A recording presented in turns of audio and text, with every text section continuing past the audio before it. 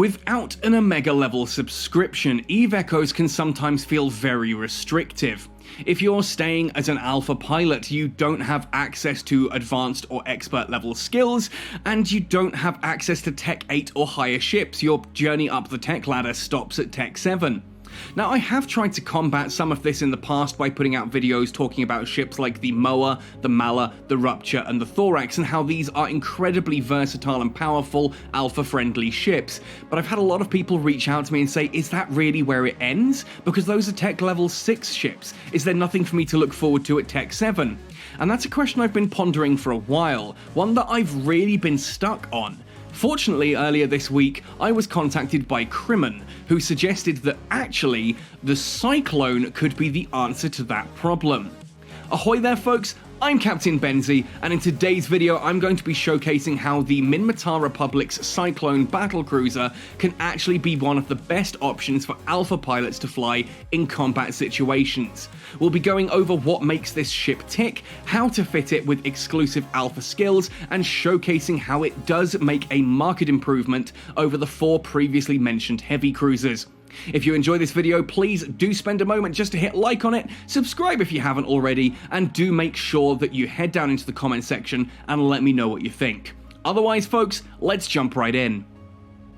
The Cyclone is a Minmatar Republic battlecruiser that becomes available to pilots at Tech Level 7. If we head into the Minmatar Republic tech tree, head to the Tech 7 line here, on the battlecruiser branch, you will see that we have the Cyclone. Here it is in all its glory. Now, the reason I hadn't considered the Cyclone, or indeed any of the battlecruisers when going through and looking at those best ships for alpha pilots, was because all of the battlecruisers require advanced skills. Here, the Cyclone requires advanced medium missile operation, things like the Hurricane prototype requires advanced medium cannon operation, so on and so forth. So I'd pretty much discounted these because alpha pilots cannot learn advanced level skills. Now, the difference between myself and Crimon is that Crimon has looked at this ship and said, does that really matter? And ultimately settled on the Cyclone because it uses missiles. When it comes down to it, using turrets is absolutely fine as long as you have ships and skills that support that. But once you start using battlecruisers that no longer have tracking skills, they do start to come undone until you start to climb up the advanced level skills to help bring the application under control. Now, with the Cyclone, that's not an issue because it's using missiles, and medium missiles do apply their damage pretty well even to smaller, faster-moving targets in a PvE environment. And so Crimon had essentially looked at the Cyclone and started to work on it from here. And if we look at this ship, we can actually see that essentially, yes, the advanced medium missile skills here, a 5% reduction to activation time and a 5% increase to explosion velocity are definitely beneficial to have, but they're not absolutely required. The ship can still undock without these, and it can still perform very effectively. Ultimately, we still have the battlecruiser command skill, 7.5% increase to shield boost amount, which makes this extraordinarily tanky due to the overall defense being pretty high to begin with, and then getting those bonuses. But how does this actually fare? Simply put, really rather well. This is using entirely alpha level skills. None of the skills related to missiles or to battlecruisers or shield tanking or anything here are above basic 5. In fact, my battlecruiser defense is currently still sitting on basic 4. And with that, with this fit, which is surprisingly cheap, you can get 507 DPS, nearly 508 DPS if you're including the drone there, a solid defense of nearly 30,000 effective hit points, stable capacitor, which is really useful for like ratting and doing encounters, and ultimately just a really versatile, powerful ship. So how do we do this? Well, first of all, it is worth noting that if we go into the skills, you are going to need, of course, to get that battlecruiser command all the way up to basic 5 as quickly as possible. And arguably, the next skill you should be heading for is going to be battlecruiser engineering. Get that one up to 5 as quickly as possible too.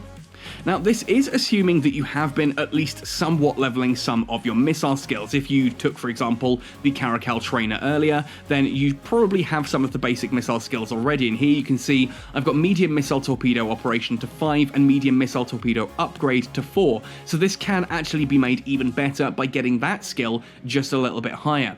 From there, yes, obviously the defensive skills are going to be important, shield operation, to a certain extent shield hardening, and looking into the standard defense upgrades. Here you can see I'm still training that battlecruiser defense upgrade to level 5, so again, this can be improved if you were to get all of those stats up to 5, and this isn't the final version of the fit.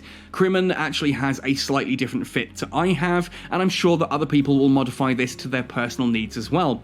Now, the reason I say engineering is so important is because we need to get that power grid up. In order to squeeze the most out of this, we are absolutely maximizing our power grid here, and that is with the engineering bonuses and in the rig slots with us running an ancillary power grid router too. Fortunately, these are really cheap on the market, and a 2 is more than enough. I wouldn't go for a 1, do go for the 2, but ultimately you do need to get your engineering skills right up pretty sharpish for this. For the high slots, we've gone for Republic Fleet medium torpedo launchers. You could go for the Gallows ones to keep the costs down even lower, but I really wanted to see how much DPS we could squeeze out of this, and that's alongside a large rapid missile launcher. The large rapid missile launchers are available to alpha pilots. You can fit these onto the ship with the power grid. This is basically what is squeezing those last few megawatts out of the power grid here. And this gives us a range on these of 27.95, but on the medium torpedo launchers, it's only 12.28. This does mean you can be shooting at stuff while you're approaching it, but ideally you're going to want to be orbiting within the 10 to 12 kilometer range. Ultimately, gives us a total DPS of 507.93, of which 481.44 is purely out of the missiles. So again, this is going to be slightly inflated because I'm getting a decent amount out of the drone here. It's a Mark 7 Valkyrie, nice and cheap on the market. I do have medium drones trained up on this as well for things like the Vexor. That's not a priority by any stretch, but it is going to allow you to just push out that extra 25 DPS here. You can see, 25 kilometers, 26.5 DPS there. Not really important. Even 481.44 DPS is very respectable. The Moa that I showcased in those previous fittings was running snub-nosed railguns and putting out about 420 DPS. This has better tank, equal speeds, and better DPS than the Moa. And ultimately, again, that range is really quite important here. We then have 2 medium energy Nosferatus. Imperial Navy is about as best as you can get here, more than suitable for the job at hand. Again, they do go up to about a 10.5 kilometer range, so if you're orbiting at 10Ks, chances are your missiles and the energy Nosferatus are in perfect range, keeping us fully cap stable. We do have a Republic Stasis Webifier here as well, just to help keep things a little bit slower for us. There was a back and forth about whether or not this could be a target painter, because you're in the range, because those torpedoes are within the 13.6 kilometer Stasis Webifier range, the Webifier works out better. The golden rule with Webifires and target painters is that in range, then the Webifiers are going to be better. The target painter becomes better if the Webifier is not always going to be in range. Beyond that, target painters only really become better than webs once you've already got 2 webs equipped. If you've got 2 webs and you want a 3rd slot, that's when a target painter becomes better than a web, but hey, that's a bit outside the scope of this video. For the low slots, we've gone for propulsion, smuggler medium afterburner, good enough for what we need. Again, metal level 5 keeps things nice and cheap, allows us to move around quite quickly, and you'll see we do have a flat flight velocity on this of 240 meters per second, which isn't bad at all for a battlecruiser. Adding on that afterburner with the agility rating of the Cyclone means we actually get some pretty good speeds out of it. Then we've got a ballistic control system to fill the low slots, push the damage up a little bit higher, followed by 2 Posse adaptive invulnerability fields. Now again, you can go higher meta level if you want to spend more, but there's very little difference between these. It's a matter of a few percent. It doesn't make a huge amount of difference. Now we've got 2 of these. You could theoretically, if you find you are surviving without problems at all, you could swap one of these for another ballistic control unit just to swap a bit of survivability for a bit more damage to help kill things faster. Always going to help you earn money a bit faster, but to start off with, definitely start with the 2 red hardeners, come back and swap those if you're not really taking much damage. Then we have a Republic Fleet medium shield booster. Again, you could go for a meta level 5. I went for a meta level 6 because I just happened to have one lying around as well. Things were nice and easy. It's enough to boost up. Again, with the Cyclone having bonuses to its shield boost amount, this actually gives an awful lot of rep per cycle. Very powerful.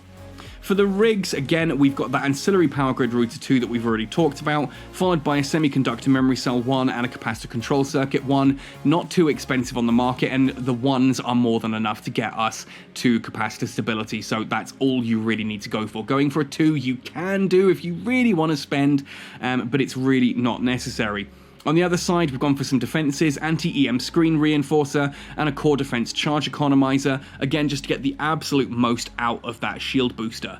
Now ultimately, the EM screen reinforcer here, not so important if you're going up against, say, Galente rats that are primarily using railguns that don't do electromagnetic damage anyway, at which point you may want to swap this for a standard shield extension rig. There's one that you can get nice and cheaply that will increase your shields by 30% and give you even more survivability, or again, you could just swap these out completely for something like a bay loading accelerator for a bit more damage. Now here is where Crimin and I differ slightly on our fits. He put in a warhead flare catalyst here to bring the explosions down in size and thus to help apply the damage a little bit better. I did a bit of testing with that and then ran some numbers against the Califaction Catalyst. The Califaction Catalyst 2 does pull ahead of a flare catalyst 2, but again, it's a bit more expensive. It is entirely up to you. Your numbers will look higher with the Califaction Catalyst, but do be aware that with the flare catalyst, you'll be getting closer to the actual numbers as output damage. This is going to do this. My version of the fit with the Califaction Catalyst is going to go through cruisers, battle cruisers, and battleships a bit faster, whereas Crimin's version using the flare catalyst will take down frigates and destroyers and the faster cruisers just that little bit faster as well. It's really up to you which you go for. Cost can obviously be a factor in this as well. But ultimately, that fit is giving you 508 DPS, cap stable on a capacitor, 29,452 effective hit points, good targeting, excellent navigation speeds. It is a fast mission runner. This is a great mission runner that is going to clear any Tech 7 or Tech 8 missions. If you are based in nullsec, you can do Tech 7 and Tech 8 anomalies. This will take small and mediums. You do need to be a bit more careful in Tech 8 mediums. Just keep your eyes on things. Tech 7s, you can almost AFK them. I have been told that you can actually do special anomalies with this at Tech 7 as well, but you are going to have to be very careful with those, really know how to pilot. That can provide a challenge, so if you are a Tech 7 Alpha pilot and you fancy giving yourself a challenge, try this ship out, jump into some of those anomalies, learn the ropes, and then try the specials and see how you do. And ultimately, let me know how you get on. I would love to hear how people find this ship, how you use it, how well it works for you. I'm sure I'm going to get some comments in the comment section down below about how this fit is utter trash and I've done absolutely everything wrong. Ultimately, I madly disagree. I've been testing this and having a decent amount of fun with it. Crimin's shown me some really nice, happy numbers with it of what he's been able to achieve. I'm really impressed with this, and I think as an alpha pilot, this is probably the best ship you can pilot. But maybe one of you out there has a better idea. Let me know if you can top this as an alpha pilot. Let me know in the comment section down below. Otherwise, folks, happy sailing, and see you in New Eden.